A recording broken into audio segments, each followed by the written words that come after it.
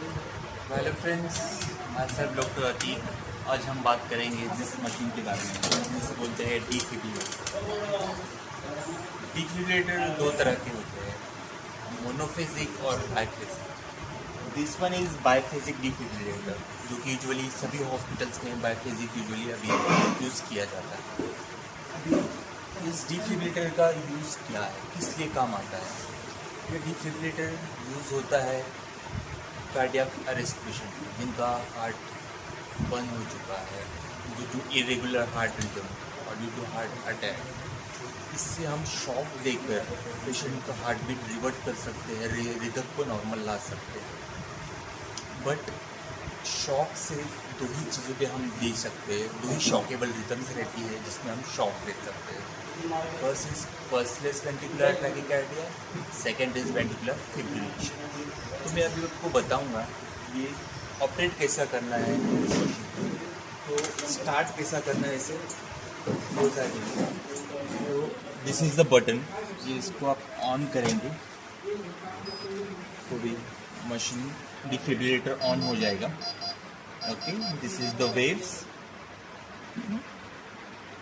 ठीक है, ये बीप ऑन करने का बटन है, ये वेव्स आ रही है। ठीक है, ये जो है बीपी कफ है। अगर बीपी आपको मेजर करना है तो बीपी कफ लगाना है और ये प्रेस करना है तो बीपी भी आपको दिखाई देगा। आपको ईसीजी का प्रिंट निकालना है तो यहाँ प्रेस करना है तो ईसीजी का प्रिंट भी ऐसा आ जाएगा। ओके, बट आपको पॉज करना है, होल्ड करना है तो ये बटन से आप कर सकते हो। पेसिंग करना है तो पेसिंग ये बटन से कर सकते हैं। और सिंक्रोनाइज करना है या मैनुअल रखना है तो ये बटन से आप प्रेस करके कर सकते हो। ठीक है, तो अभी बात करते हैं ये डिफिब्रिलेटर के बारे में। ये डिफिब्रिलेटर बाइफेजिक है, जिससे हम दोनों अडल्ट और बच्चे दोनों को भी इससे डिफिब्रिलेट या शॉक दे सकते हैं। तो अडल्ट में जो है हम सेटिंग कैसे करेंगे मैं आपको बताता हूँ। तो ये जो है आप इससे जूल्स जो एनर्जी है इससे आप चेंज कर सकते हो। तो आपको पहले जाना होगा मेन्यू में। ठीक है, दिस इज़ द मेन्यू। इसको क्लिक करना है, न्यू पेशेंट आएगा तो आपकी डिटेल्स जो भी रहेगी पेशेंट की वो लिख देनी है। फिर मेन मेन्यू में जाना है, अगेन गो टू डिफिब्रिलेटर।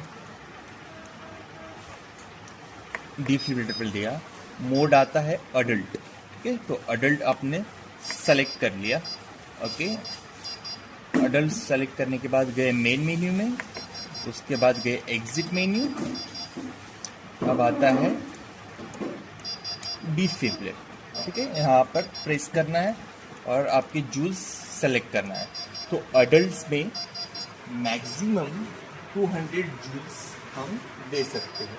ठीक है, तो इससे हम आप कम ज़्यादा जूल्स आप कर सकते हो। कितना शॉक देना है, कितना करंट देना है, इससे आपको जितने जूल्स देना है इससे आप मैनेज कर सकते हो। ठीक है, तो 200 मैक्सिमम हम अडल्ट्स में दे सकते हैं। अब बात करते हैं पेडियाट्रिक, जो बच्चों की, अगर बच्चों में जो दिया जाता है उसका सेटिंग मैं आपको बताता हूँ। आपको फिर से मेन्यू में जाना है,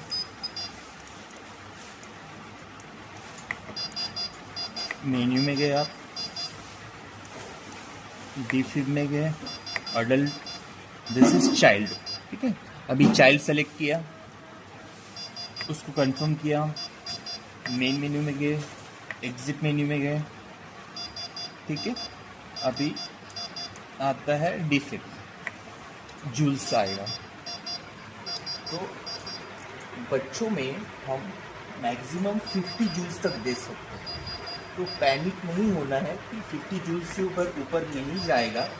वो ऐसा नहीं है कि कोई प्रॉब्लम है, बट क्योंकि बच्चों को 50 जूल्स से ज़्यादा शॉक नहीं देते हैं, इसलिए वो 50 तक ही रहता है।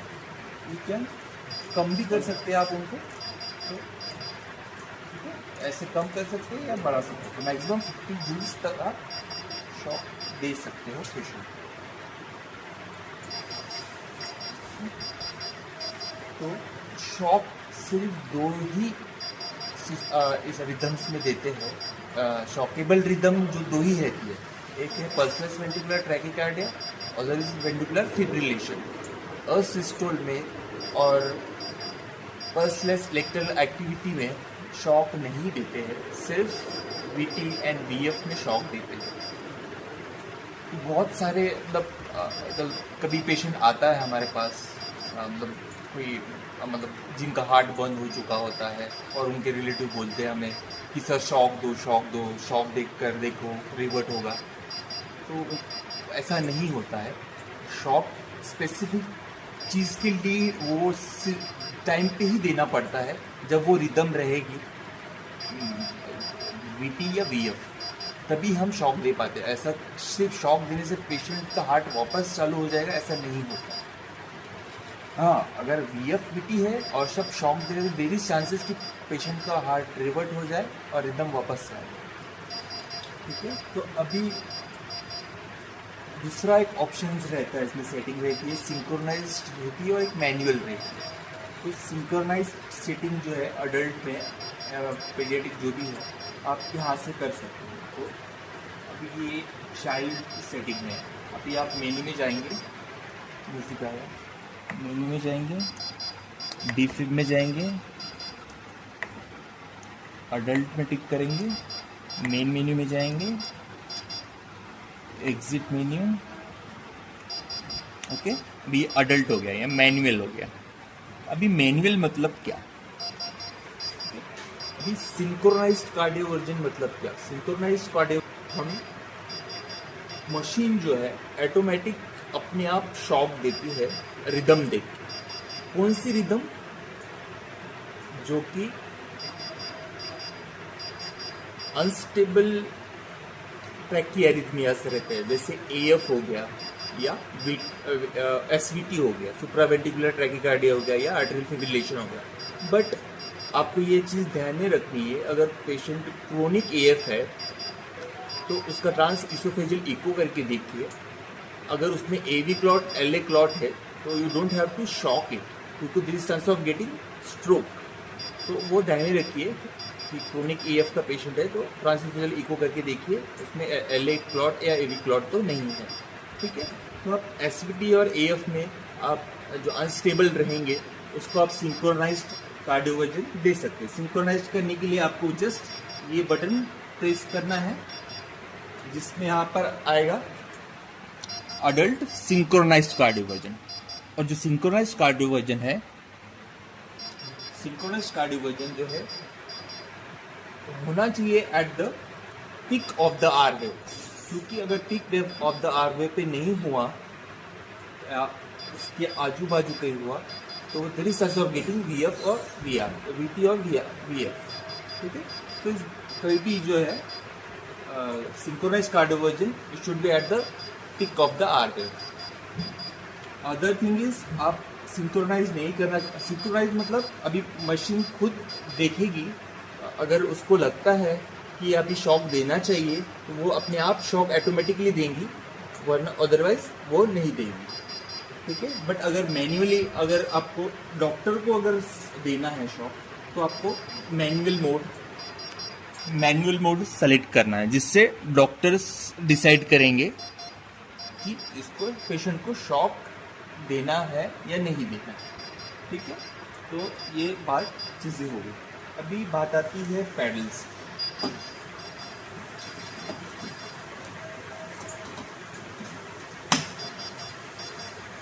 ये इनको बोलते हैं just paddles.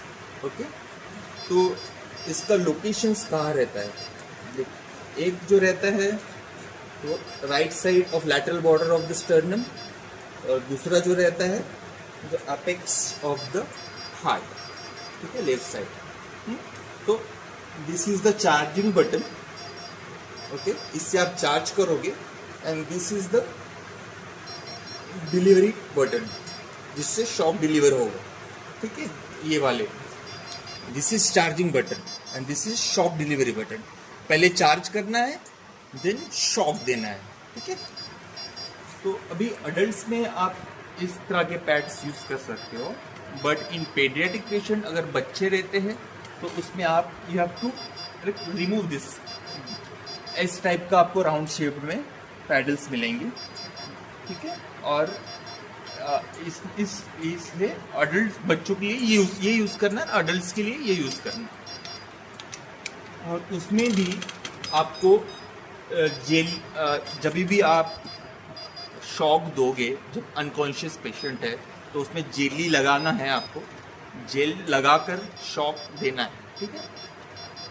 Other thing is that अगर पेशेंट कॉन्शियस है, मतलब जिसमें AF है या SVT है बट अनस्टेबल है, पेशेंट अनस्टेबल ट्रैकियारिथमियाज है, उसको आपको सीडेट करना भी ज़रूरी है और उनकी कंसेंट लेना भी ज़रूरी है, ठीक है। तो आपको कंसेंट लेना है, सीडेशन आप दे सकते हो, small dose of midazolam, fentanyl, okay, आप ये चीज़ें दे सकते हो और सीडेट करके फिर you can use the shock. But ये लिटिल पेनफुल रहता है, बट आप उतना आपको एक्सप्लेन करना होता है रिलेटिव्स को और पेशेंट को बिफोर गिविंग द शॉक, ठीक है। तो this is all about the defibrillator.